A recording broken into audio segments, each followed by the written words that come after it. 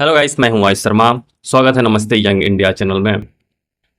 चंदा चोरी को लेकर अयोध्या में जिस प्रकार से खबर आई, लोग काफ़ी ज़्यादा इससे प्रभावित हुए, काफ़ी ज़्यादा उनके अंदर पीड़ा भी हुई। जो ये खबर के बाद अयोध्या में दिखाई दे रहा है, वहाँ के जो भी श्रद्धालु दर्शन करने जाते थे पहले, उस प्रकार से भीड़ इस समय नहीं है। इस प्रकार से खबरें लगातार टीवी चैनल के माध्यम से हम भी सुन रहे हैं, आप भी सुने होंगे। हालांकि ये क्या सच्चाई है, हो सकता है कि आजकल फेक न्यूज़ के वजह से कुछ हो सकता है कि फेक न्यूज़ भी हो। लोग जानबूझ के इस प्रकार से वायरल कर रहे हो कि अयोध्या में भीड़ कम है, राम मंदिर में कोई दर्शन करने नहीं आ रहा है और स्टेशनों पे भीड़ कम है। ये हो सकता है कि खबर भी जो इस प्रकार से न्यूज़ में दिखाई दे रहा है, ये भी कोई हो सकता है कि फेक हो। आजकल फेक के ज़माना है, तो हमें जो भरोसा करना चाहिए वहाँ पे जाकर भरोसा कर सकते हैं, या फिर जो विश्वसनीय चैनल है, जो यूट्यूब का या फिर जो भी टीवी चैनल है, उसके माध्यम से हम विश्वास कर सकते हैं।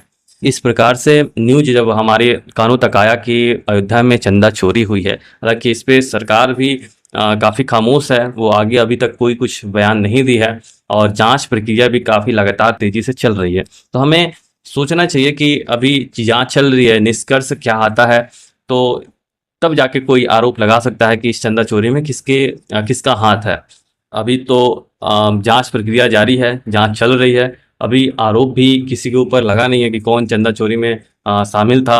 और जो भी निचले जो लोग थे, जैसे कि जो काउंटिंग करते थे, जो देख रेख करते थे, उनको अभी पुलिस कस्टडी में लिया गया है। तो जाहिर सी बात है कि जो भी ये कांड हुआ है, जो भी चंदा चोरी हुआ है, ये ना ही किसी सरकार के हाथ में था और ना ही वहाँ के किसी बड़े अधिकारी या फिर किसी बड़े व्यक्ति के हाथ में था। जो भी ये चोरी हुआ है, ये नीचे स्तर पर जो भी लोग थे उनके द्वारा हुआ है और ऊपर ऊपर तक बात जाती नहीं थी। तो जाहिर से हम बात है कि हम कैसे आरोप लगा सकते हैं कि सरकार का हाथ था, चाहे वो बड़े अधिकारी का हाथ था उसमें।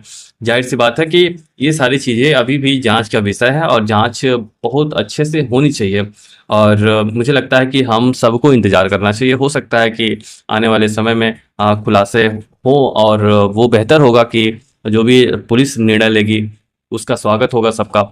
और हमें ये सोचना चाहिए कि चंदा चोरी का जो मामला है वो काफ़ी गंभीर भी है और हमें ये सोचना चाहिए कि जो भी हिंदू मंदिर है वो हमारा ही है और उसे उसमें हमें दर्शन करने जाना चाहिए। तो हमेशा से जो भी विपक्ष है, जो भी आप जानते हैं कि एंटी नेशनल जो हमारे देश में ही रह के, हमारे देश के नमक खा के हमारे देश के लिए खिलाफ काम करते हैं, उनका भी यही मकसद रहा है कि मंदिर बना तो है, लेकिन उसके खिलाफ उसके लिए साजिश रचा जाए और उसमें लोगों का, श्रद्धालुओं का जाना भी कम हो। ये लगातार कोशिश रहा है विपक्ष के पार्टी का भी और बाहर के भी देशों का भी कि इस प्रकार से हिंदुओं का एकत्र होना, इस प्रकार से संगठित होना, एक प्रकार से उन्हें मजबूत उठना, ये सारा बाहर के देशों में भी लोग देखते हैं। हिंदुओं को जिस प्रकार से टारगेट करते हैं, उनको ये चाहते भी हैं कि हमारे देश में जो भी मंदिर है, चाहे जो भी अभी राम मंदिर बना है, उसको लेकर उनको टारगेट करना भी होता है। अभी आप किसी मंदिर में योगी आदित्यनाथ या फिर हमारे देश के प्रधानमंत्री या फिर कोई भी बीजेपी के बड़े नेता अगर किसी मंदिर में जाते हैं तो आप ट्विटर देख सकते हैं, फेसबुक देख सकते हैं, वहाँ कितना ज़्यादा कमेंट होता है, निगेटिव कमेंट जो होता है कि जो दूध चढ़ाया गया है वो बच्चों को दे देना चाहिए। हमको लगता है कि ये भी काम होना चाहिए कि बच्चों को ज़रूर देना चाहिए, कि उनको भी पोषण की आवश्यकता है, लेकिन जो हमारे धर्म में जो चीज़ें हैं उसको भी हमें पालन करना चाहिए।